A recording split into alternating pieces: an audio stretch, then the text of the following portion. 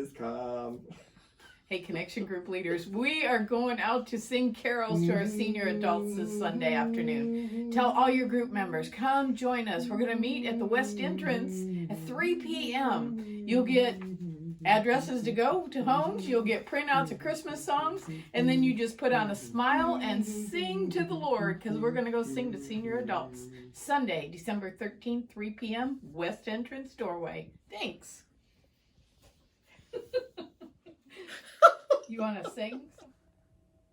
Mexican food is overrated and really not that great. Now that I have your attention, Connection Group leaders, I'm excited to hang out with you today. Some of you are going to be mad at me for the next couple minutes, and that's okay. I promise I will.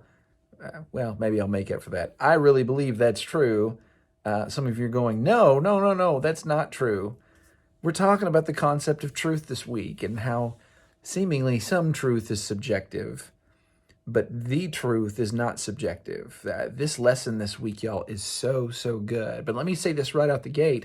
Some of you may have read through it and thought to yourself, this is really easy and this is pretty basic. And that is true in some ways, but that's not true for a lot of people. The idea that the scriptures are completely true and they're wholly trustworthy, and not even necessarily for just younger generations, that's not a fully understood and accepted concept. And so it's so important that we do go over this topic, particularly as we jump into the Christmas season, which we're already in Christmas season. We've been there since November 1st, as far as I'm concerned. That's also true. Christmas is more than December.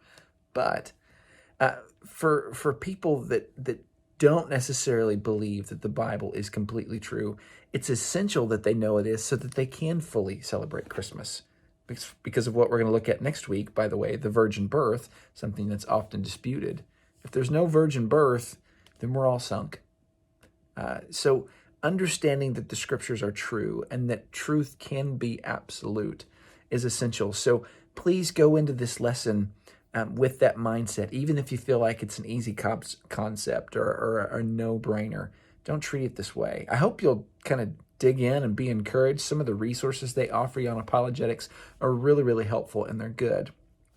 That being said, if you want to start your lesson off the way that they do the icebreaker lesson on, defining what's subjective truth and absolute truth, you could have a lot of fun with that. For instance, by saying Mexican food is overrated.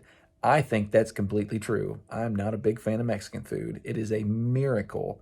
It could only be the Lord's work that Eric Herstrom hired me, knowing that I wasn't just all that crazy about Mexican food. He keeps trying, though, and that's okay.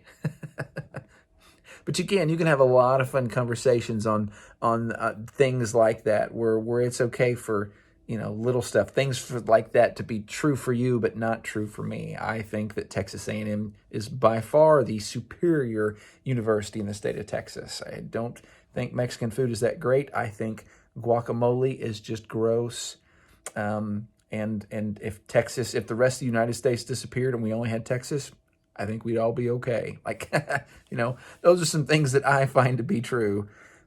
Have some fun with that. But really do, guys, bear down, particularly on the John 17, verse 17 passage, when Jesus said, your word is truth. Sanctify me by your truth. Guys, that is essential. We can't be sanctified, and that's the process of us becoming more like Jesus. We can't be sanctified if we don't know and wholly believe God's truth. So bear down on that stuff this week. Enjoy the conversations. If we can be a help and encouragement to you in the process, we will. Love y'all. We'll see you soon. By the way, in case you're wondering, I do really like fajitas. Fajitas, by the way, aren't Mexican food. That was made by a bunch of Texicans. So see y'all later. Love you.